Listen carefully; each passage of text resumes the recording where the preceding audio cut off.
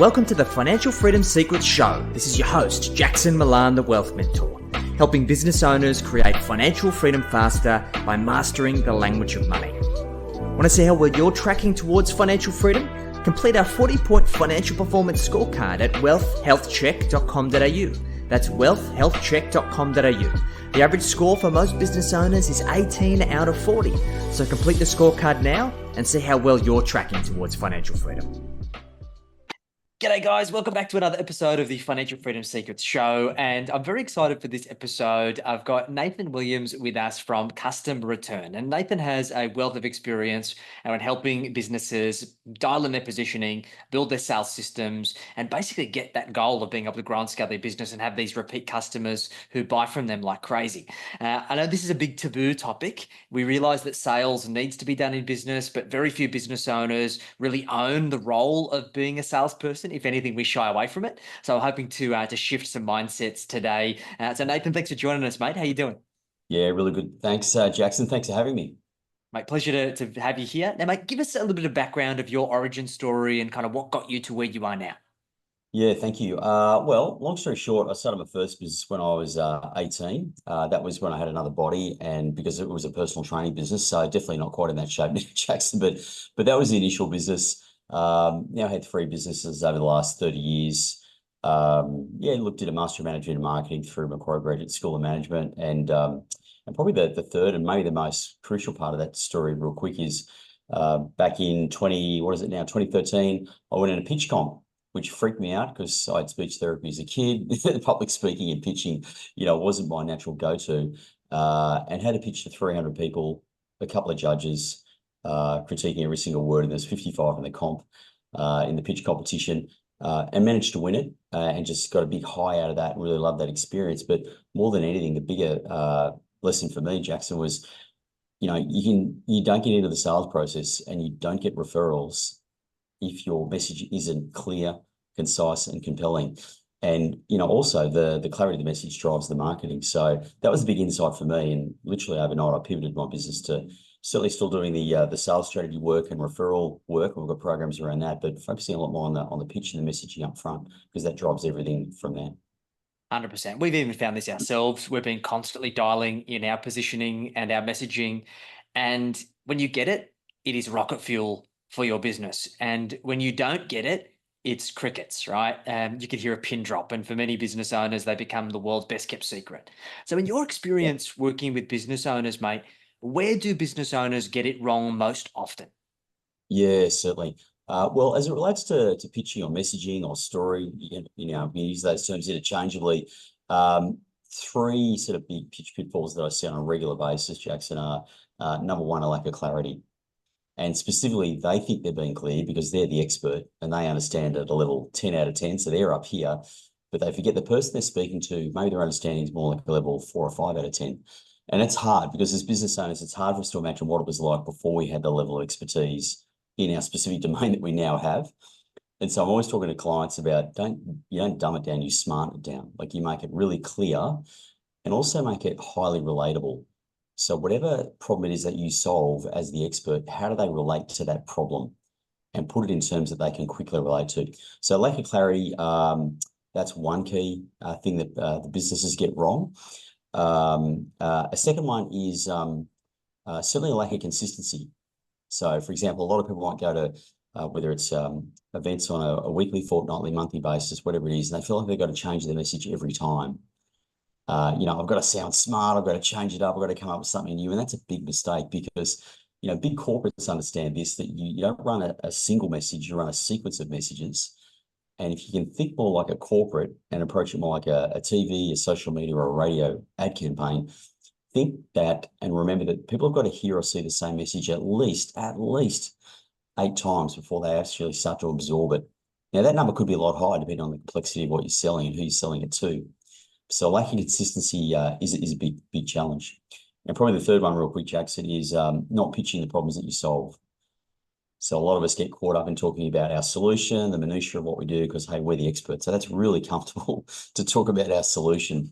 But if we don't preface that by talking about the problems that we solve, then the impact of what we talk about when we come to the solution is lessened. because there's a thing called the negativity bias, which is simply that people are up to 2 to 3 times more likely to buy to avoid a problem, avoid the stick, rather than just get the solution. So yeah, they're the three big problems I see a lot: lack of clarity, lack of consistency, and not pitching the problems that business solves. I mean, when you put it that way, it's so common sense. Like thinking about it, I go, yeah, that's an absolute no-brainer. But even myself, I was guilty of not getting these things right. And it's always 2020 vision in hindsight, right? Once you've kind of iterated and optimized. Why do you think these things are such a problem for business owners? And Yeah. why do they struggle to fix it? Yeah, it's a great question. Well, in terms of the clarity piece, I think the challenge is they're so close to it. Like they're so close to their message, they're so close to the business, they're in it every day. And to them, they look at whether it's their website, their slide deck, their brochure, whatever it might be, or just think about the way they talk and they think, well, that's easy. Like what I do is easy. Everyone's going to get it. How can they not get it? But they forget, as I said earlier, they're the experts. So they're too close to it.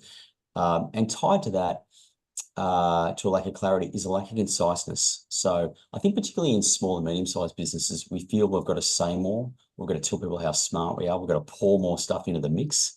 And that just confuses the hell out of people. And again, big corporates get this. They keep the messaging very simple. Like Nike, what's the tagline? Just do it. Has it changed? No.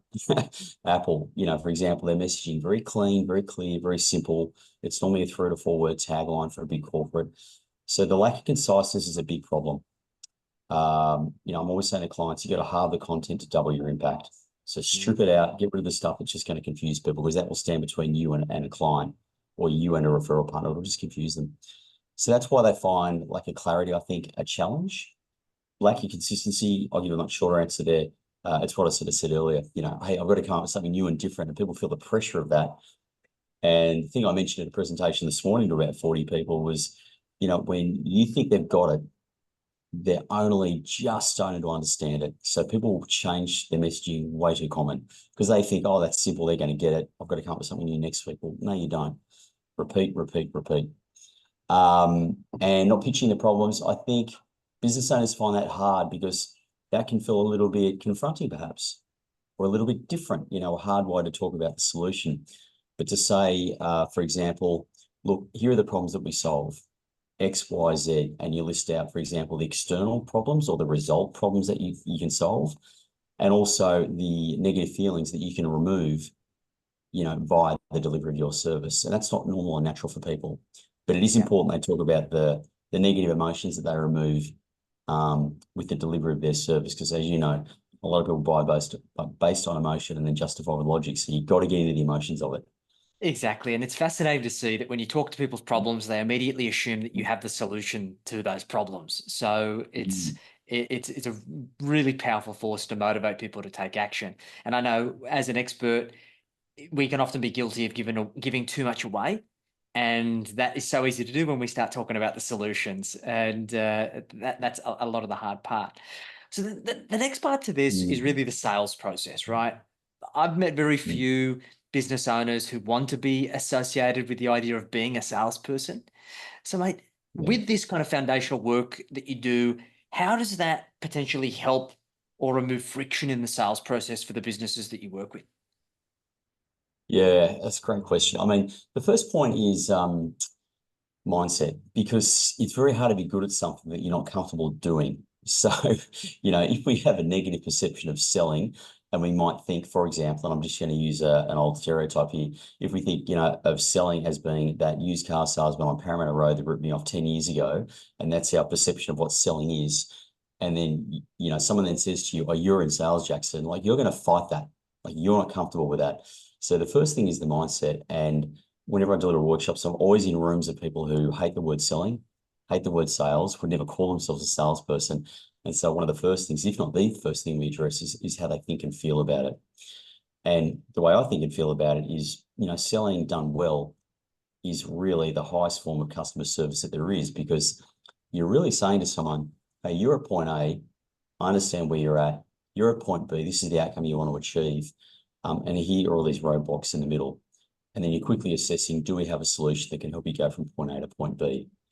And so, I think a lot of people overcomplicate selling because there's a lot of noise in their heads about it, but it's really actually simple. It's a transformation process. You're helping someone avoid a problem and gain an outcome, in effect. And just quickly tied to that, Dan Pink wrote a good book, I think roughly back in about 2014. I mean, he's written multiple books, New York Times bestseller, the whole thing. But his book was called To Sell is Human. And there's really good research in there where I think they tracked roughly 9,047 people over a year. And these people didn't have founder or CEO or business development manager in their title. So they're in non-sales roles.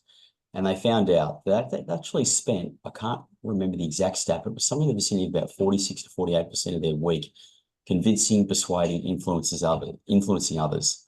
Now, no money exchange hands, but they were nonetheless persuading, influencing, convincing.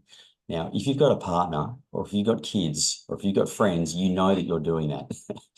How about we see this movie or go to this restaurant or whatever? We do it without thinking about it. So the point being, we're doing it all the time anyway, which is that sometimes the pressure and the feeling around it changes when money's involved. Yes. So going through that sort of conversation and that process just lightens the load for people and makes them feel like, oh, I'm actually helping people. We're not trying to push something down someone's throat. That's not what we're about. It's the push-free pitch, and it's, the streamlined selling where you quickly qualify in or out. And if you can serve them, do it. If you can't, tell them early. It makes so much sense, and I resonate with this so much. Like in my early career, my first role was as a trainee financial advisor in a place called the Financial Advice Center. And if you Yep. can visualize the Wolf of Wall Street, it was basically the only thing that wasn't there was the midget throwing, honestly. And it was just You're in the toxic. boiler room. Exactly. It was really, really toxic. And I Yeah. hated it. I almost quit. And that was like my first experience in terms of this high pressure sales environment. And it stuck with me for a long time throughout my career that I was really fearful of selling because I never wanted to be perceived being one of those kinds of people. But when someone like yourself said something very similar, like, Jackson, you need to sell every single day of your life. And if you're not selling, you're not living your dream, you're fulfilling somebody else's. And then I go, okay, wow, I need to get good at this skill set of persuading and convincing people of my perspective, and then playing the role of the tour guide of how do I help guide them to the destination as seamlessly and effortlessly as possible and as enjoyably as possible, so we can make a decision that benefits everyone. And it changed everything for me.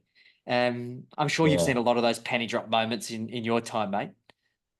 Yeah, look, I like what you said there because it really is about playing the guide, if you like, or yes, certainly the trusted expert, but rather than, pitching or communicating your expertise too overtly and pushing that, it's more about the guide, about saying, look, I've been in these situations before with clients. Here's what I see.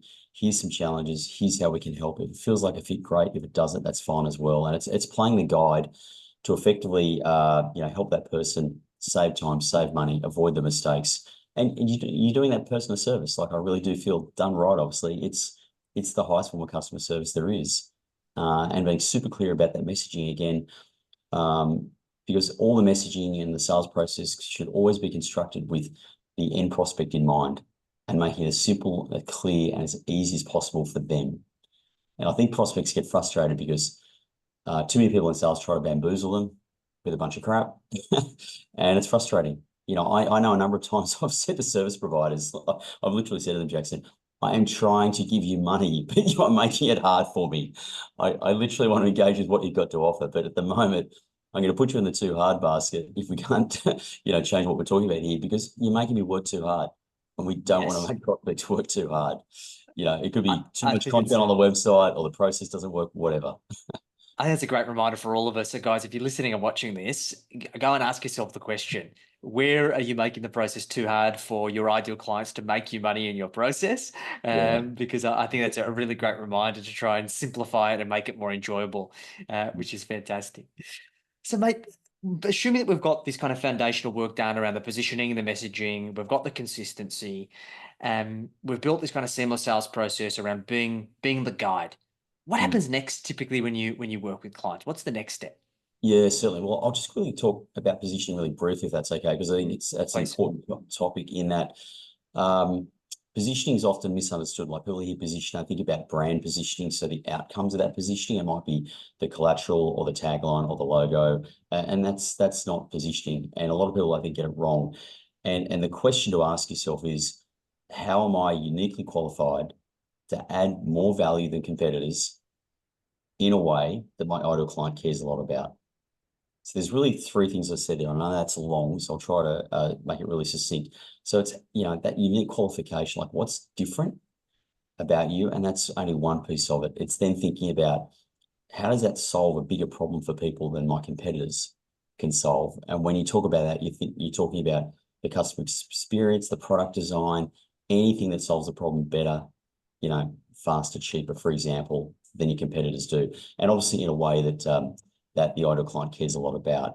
And very briefly on that, Jackson, I heard a good story, or as a good story the other day, where Reed Hastings, obviously one of the founders of Netflix, he went to Blockbuster, got frustrated by the late fees, and he went, I hate this. I'm not going to put up with this. And then lo and behold, we all know what happened to Blockbuster and what's happened to Netflix. So it's finding that problem and solving it in a way better than the existing providers do. And that's positioning. And I just mentioned that briefly because that is the ultimate outcome of the of clear messaging, of great marketing, of a sales process and a referral strategy that works. It's having that positioning in the market so people know who you are and they're coming to you, and energetically that feels great. I love that. And we refer to it in our world as the signature solution. Of essentially, how do we articulate that? But just playing devil's advocate here, there are lots of people out there who, like, maybe they're not deep in their career. Maybe they're not an expert. Maybe they don't necessarily have proof in the world that they may perceive as being black and white unique. So considering that, how have you potentially helped clients who maybe don't feel that they're best in their market or don't really think that they're overtly unique or doing anything crazily different to nail that positioning? Is it even possible? Yeah, it's a good question. And look, there's different ways of expressing credibility and also points of difference. So I think when you're close to it, it is hard, and the common thought can often be, well, for example, I'm a lawyer, I'm a financial planner, or I'm an accountant. Like, how are we different? But if you lift the bonnet and dig deep enough, you can normally find something. Now, it could be around their product, their solution, their process.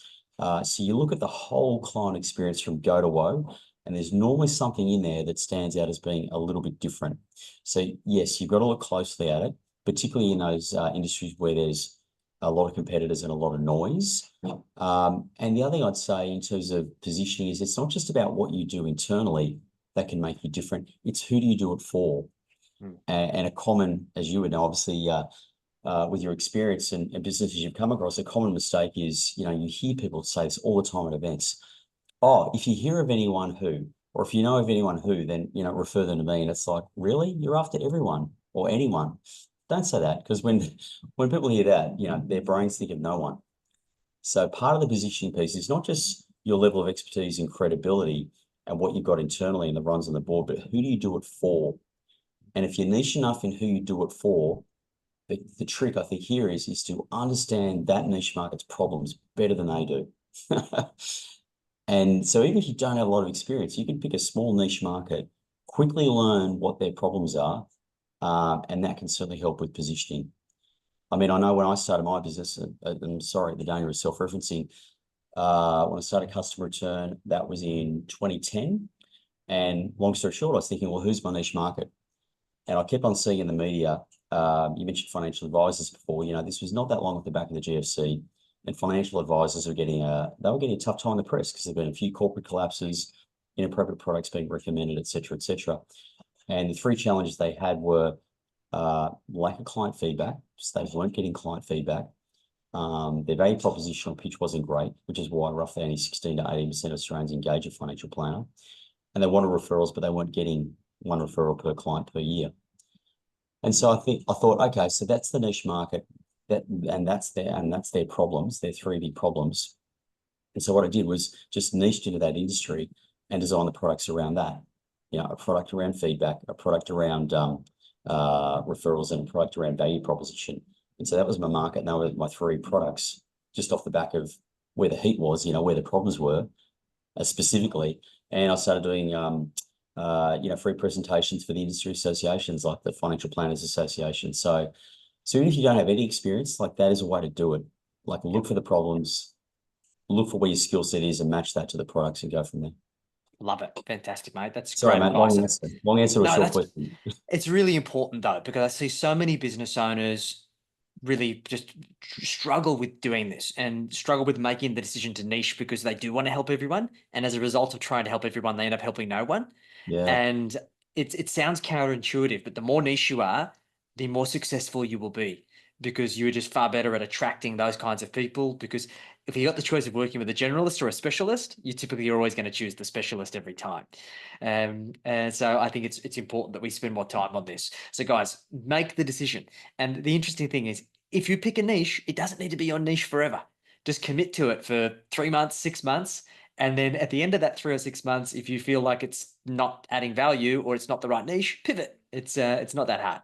So Nathan, let's talk a little bit about your offer and how you work with your clients. Do you want to give us a little bit of a crash course on how you work with people, what an ideal client looks like for you, so that people can get a little bit more insight around what potentially working with you could look like? Unfortunately, guys, we had Nathan have some internet issues, so he's just dropped out at the end. So I figure I will do the outro on his behalf. Hopefully, I do it justice. So, guys, we've covered off a whole heap of insights around how do you clarify your message, how do you feel more confident in your sales process, so you actually believe in the process that you're going through and what you're actually selling, and how do you ultimately win more clients, retain those clients, and get those clients to refer like crazy. Nathan's an absolute expert of this area, as you can see from this particular podcast, and there's a high heap of value. Nathan can assist in terms of consulting, workshops, and training programs to help you dial this into your business. So if you'd like to find out more about Nathan's value proposition and how he might be able to assist you, make sure that you go to customerreturn.com.au. We'll include all of the details in the show notes. And as always, guys, a good idea in theory remains exactly that, just a good idea until you put it into practice. So make sure that you take some of the golden nuggets that you've heard on today's show, go and implement them, and report back to us and let us know how you go. This has been another episode of the Financial Freedom Secrets Show, and look forward to catching you next time.